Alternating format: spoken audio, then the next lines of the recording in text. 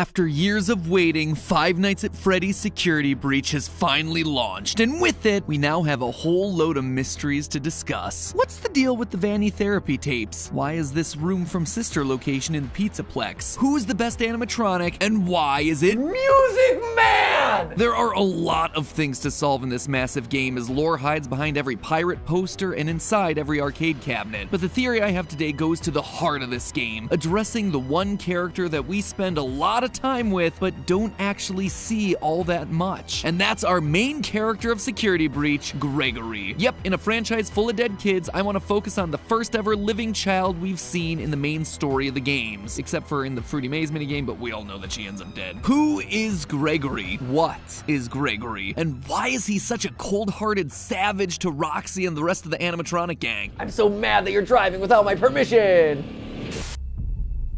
Oh my gosh!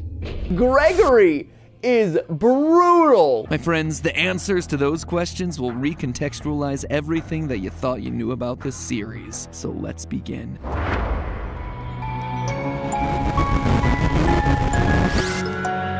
Hello, Internet! Welcome to Game Theory, the show that can't help but stuff its face with FNAF lore like Chica stuffs her face with pizza and garbage. I guess at this point it kind of applies to us too. Anyway, if you want to stuff your YouTube feed with FNAF videos, then hit that subscribe button right now, because today starts what I expect to be a 3-part series into the many unsolved mysteries of Security Breach. I mean, on the surface, the game seems pretty self-explanatory, right? Survive being trapped in a mall for one night. Looks like the new team forgot to read the title of the franchise. But that's nothing. That's easy. Once you start looking into secret rooms, secret tapes, secret endings, secret minigames, and actually bother to read all the emails and item descriptions, you learn that there is a lot more here. Stuff that looks both backwards at the series that came before and forwards into what is coming next. Stuff that, quite frankly, I'm still working on piecing together. This is a big game with lots of places to hide things. But today, I want to focus on a mystery that I do feel like I have a pretty solid handle on. The relationship between Gregory and Glamrock Freddy. What's the deal with this random kid, and why is a killer animatronic suddenly trying to help him? Like seriously, the game kicks off with this incredible cutscene. Everyone is living their best 80s-tastic lives on stage before Freddy suddenly glitches out and smash cut to Gregory just being there, I guess. It is one of the weirdest, most jarring intros to a game ever. And then from that point forward, we're just expected to assume that everything is perfectly normal, no explanations necessary. So I'm here to give you that explanation, because I strongly suspect that this boy is not a boy, and this robot is not a robot, and that the story of their relationship is one that's trying to make amends for one of the earliest and most pivotal points from this entire franchise. To begin, let's establish what we do know about Gregory in order to piece together the rest. So, what does the game offer us in terms of his backstory? Nothing. First and foremost, we know that he's pretty much off the radar. At the start of the game, Freddy does a quick scan only to realize your guest profile is unknown to me. Gregory seems to be living inside the Pizzaplex, which would explain his lack of a guest pass. We can't even be sure that his name is Gregory. In the game's opening scene, Gregory has no issues speaking to Freddy. Will you shut up? Who said that? I did. However, once Freddy asks him for his name, he stutters. I'm Gregory. Why would he stutter on his name when he was clearly fine answering everything else just seconds before? So, what? Is that it? Gregory's just some homeless kid that sets up shop in the Pizzaplex and happens to get wrapped up in Afton and Vanny's plans? Yeah, right. Of course not. Nothing in this franchise is ever an accident. Take a look at Gregory here. Notice anything familiar? Dark eyes, brown hair with a piece fallen between his eyes, shorts, a shirt with 2 stripes across the middle. Ladies and gentlemen, Gregory is none other than the crying child. Don't believe me? Early on, we get this weird moment when Freddy suddenly stops what he's doing and says this. I feel you are broken. We all know that the language in this franchise is never chosen by accident. Everything is meticulously crafted, so is it a coincidence then that the word broken is only used one other time in the FNAF series to describe a child? That iconic FNAF 4 clip with crying child and golden Fredbear, you're broken, we're still your friends, I will put you back together. The fact that both crying child and Gregory look alike and are considered to be broken screams of a connection existing between these two. Him being the crying child would also explain why he has nowhere else to go. His dad is an undead zombie living inside a yellow bunny suit, and his mom is MIA. There's also lines like this. Your parents want you to follow me. Your family is looking for you. Let me take you to your parents. On one hand, this just sounds like Chica spouting out some generic security protocol. On the other hand, if indeed Gregory is the crying child, Chica's lines here take on a whole new meaning, because she is quite literally bringing him to his family, his father living in the basement, William Afton. But obviously there's one big problem with this, one that I'm sure all of you are screaming at your monitors or typing aggressively down in the comments. Crying child is dead. He died in FNAF 4 when his older brother Michael picked him up to be chomped. And not only did he die, his soul then went on to be one of the two spirits possessing Golden Freddy, the other being the vengeful spirit Cassidy, before he was finally put to rest by the puppet in the happiest day ending of FNAF 3. This kid is well and truly gone. He is removed from the franchise. He is one of the few cards that are officially off the lore table. So why then do I dare invoke his name here? Because Gregory is a robot, a rebuilt version of the crying child. Flame shields activate, because it's time for everyone's favorite segment. MatPat uses the lore from multiple FNAF books to try and explain parts of the game that don't make sense. I'll try to make this as quick and painless for all of us as possible. In the books, children having tragic premature deaths and then being rebuilt as robots by their grieving fathers is something that happens a lot. Like, if I had a nickel for every time this plot line showed up, I'd have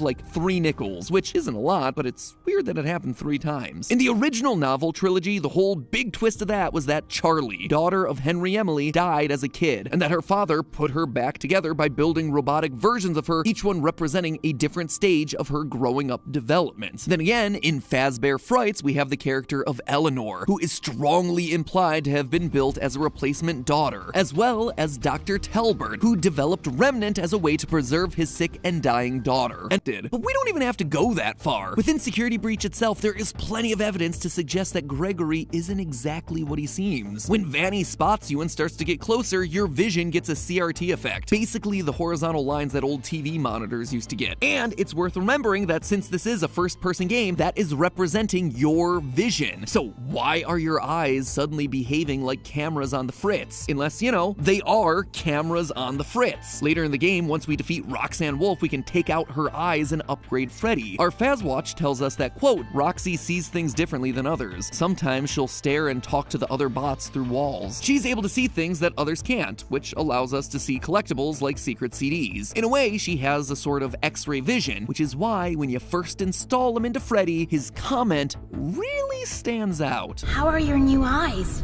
I am having a hard time adjusting. You look different to me. It's almost like he was seeing Gregory as a normal child, but now that he has these new eyes, he's able to see through Gregory's skin and reveal something that he wasn't expecting, like, say, an animatronic endoskeleton. Also, Gregory can be inside Freddy when he's inside the charging stations, which on its own feels weird. Like, I kinda expected you to hop out and leave him to charge, but nope, we pilot him inside of it and then sit there as he charges. Or could it be that those charging stations are as much for us as they are for him? Remember that secret den behind the daycare where we assumed Gregory's living? There's a strange amount of decommissioned and what appear to be salvaged security robots. Maybe for a kid who needs a robotic upgrade. The fact that there's no record of Gregory would also make sense. If he's an animatronic, there wouldn't be records of him because he's not technically a human. It would also explain why Gregory has no parents. But maybe the biggest point of evidence comes from the very beginning of the game, where during the opening cutscene we see Freddy glitch out. This sets him on a course of being good for the rest of the game. But what causes that glitch to happen in the first place? Well, by going frame by frame, we can see that there's a security threat on the loose, and it looks to be a small child. What? It's Gregory. It has to be. Gregory is the threat here, a robot that poses a threat to Freddy's programming. But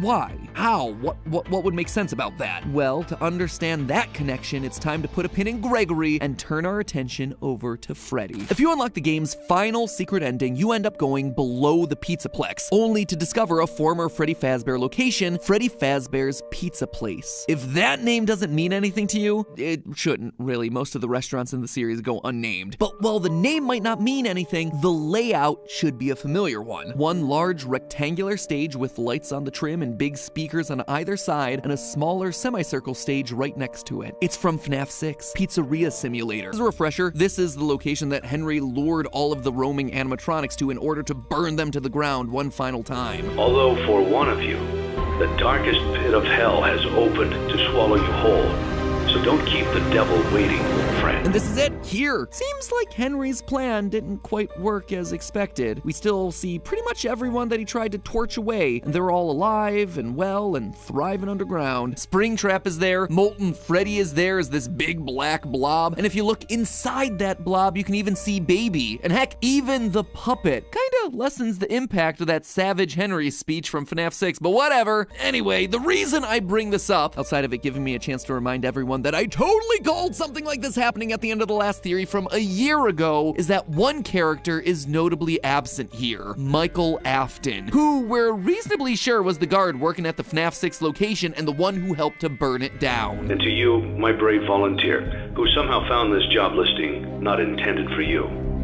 Although there was a way out planned for you, I have a feeling that's not what you want. I have a feeling that you are right where you want to be. After being scooped, turning purple, and trying to undo his family's sins location by location, he went down with the ship and burned alongside his father and sister, which means that presumably he should be here somewhere, and yet he's not. Unless, of course, he's taken on a new form, say perhaps Glamrock Freddy. We know for a fact that Freddy's been down here based on some of the lines that he drops during the finale. I know what this is. I have been here before. She brought me here. I had no choice. Now I have a choice. I have changed. My friends are here. They are so angry, confused, but I can protect you. So he's in a place where he can get possessed. We also hear that Freddy isn't acting like his normal self, saying, I am not me. Nothing says that clearer than the replica of Mike's room from Sister Location that's hiding inside the Pizzaplex. Yeah, for those of you who don't know, hidden inside the mall is the exact replica of Mike's living room from Sister Location, down to the TV, lamp, and basket of exotic butters. Exotic butters. Exotic. But maybe William himself struck back against the kids that had bullied his youngest son, and now some of their spirits are trapped below the surface as part of the blob in this abandoned restaurant. Or maybe that's why Gregory is so brutal to all of these animatronics at the end of each boss battle. They killed him back in 1983, and now it's his turn to show the bullies no mercy by launching a go-kart at their face and ripping out their eyeballs. And meanwhile, Freddy is sad because they are quite literally his friends from when they were alive. But to me, honestly, the biggest connection points between Mike and Glamrock Freddy are thematic. They're narrative. Mike has been moving to location after location to try and undo his father's horrible work. This would just be a continuation of that story, as both Aftons return post-fire. And more importantly, it also completes the arc of the crying child and his older brother. Since accidentally killing his brother in FNAF 4, Michael's been trying to make amends. This would be quite literally their grand reunion. An older brother finally able to protect and defend his younger sibling in a way that he failed to earlier in their lives. This is also why Freddy's programming would glitch out after he encounters Gregory in the opening cutscene. The soul of Mike, buried deep in Freddy's code, comes through upon sensing his brother again. It hotwires the system so that Michael Afton, in the body of Freddy, can defend his kid brother. And the Afton story doesn't stop there either. In part of the Pizzaplex, we find a family dinner scene made up of decommissioned staff robots. A father, a mother that kind of looks like Ballora, a daughter with rosy cheeks and orange pigtails, a son, and one with its head missing, the child whose head was bitten off in 1983. This is very clearly the Afton family. There is no doubt about that. The story continues in this game. In fact, I expect that's why the Save Vanny ending here is so important. If you manage to find and complete all the Princess Quest arcade cabinets hidden throughout the Pizzaplex, you get an ending where we are able to save Vanny from the control of Glitchtrap. This is something that we predicted would be possible literally a year ago in a theory, but I bring this up not to pat myself on the back, but rather to call out the final moment of this ending, where we see Gregory, Freddy, and Vanny all sitting together on a hill. A hill that I should point out is oddly reminiscent of the FNAF 6 gravestone hill. It feels meaningful, like all these characters have some sort of history. Why would Vanny be there otherwise? Unless this is meant to be the crying child, Michael, and maybe even Elizabeth, the Afton children, the three kids who literally had their lives stolen by the evil deeds of their father, finally reunited, finally able to to share a moment of peace on this hill. After all, Vanessa does have green eyes and blonde hair, just like someone else that we know from the series, but that's probably a theory that's best saved for another day. Long story short here, Gregory isn't just any kid. He's not just the crying child either. He's the rebuilt version of the crying child, an animatronic designed to fill the void left by the death of Afton's youngest son, literally put back together piece by piece. And Mike, meanwhile, is also back, glammed out this time, continuing to make amends for his past by reuniting with the brother that he accidentally killed as a kid and protecting him in a way that he never could before. Which then leaves us with a question: who's Vanny? How does she fit into all this? Why does she fit into all this? And why does Robot Gregory glitch out each and every time she gets close? That, my theorists, will have to wait for the next episode, because this episode's running long and honestly I need more time to think through the answers. So in the meantime, theorists, remember, hit that subscribe button so you don't miss how all these clues fit together. You're not going to want to miss that next episode, mostly because, you know, if you do, the FNAF lore will no longer make any sense to you whatsoever. Plus, hitting the subscribe button's free, and let's be honest, at this point you owe it to yourself to see how it all plays out. But for now, remember, it's all just a theory. A game theory! Thanks for watching.